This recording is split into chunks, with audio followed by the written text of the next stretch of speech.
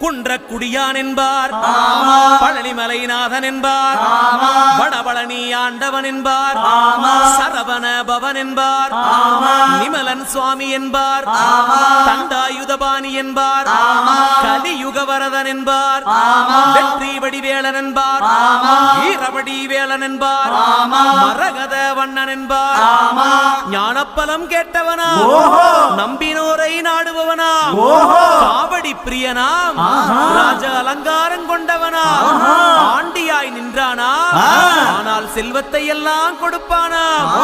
அப்படிப்பட்ட முருகனவன் ரொம்ப ரொம்ப சின்னவனா சுவாமி. சின்ன சின்ன